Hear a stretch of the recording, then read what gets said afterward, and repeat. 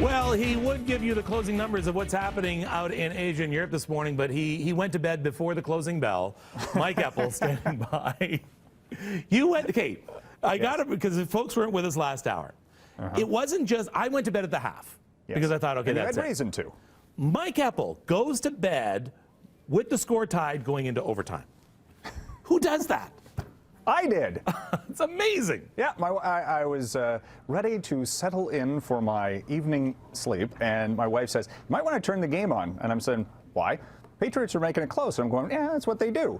And then she comes up, it's going to overtime. I go, I don't want to know because I don't know how long this thing is going to go. I got to get my sleep, and I like to wake up to surprises. So that's how I roll, Kevin. Sorry.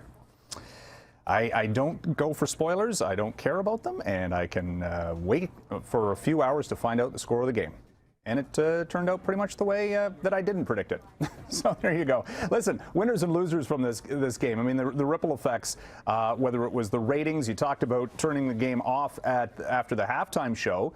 Did social media subsequently drive people back to the game again as it got closer and closer in the fourth quarter? That's something that's going to be very interesting to see exactly how the numbers move from a ratings perspective. You know, because this is such a big event when it comes to advertising dollars. You know, the $3 or $4 or $5 million for a 30-second spot.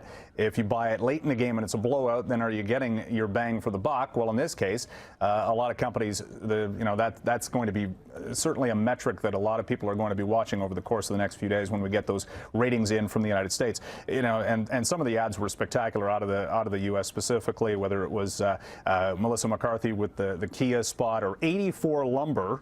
This is a U.S. company. It did an ad. It did actually a 6-minute commercial. You have to watch it online. The original version about immigrants coming to America was actually sent back for a redo by the NFL because they thought it was too controversial. The 84 Lumber website crashed after that spot ran last night. It's certainly something to watch.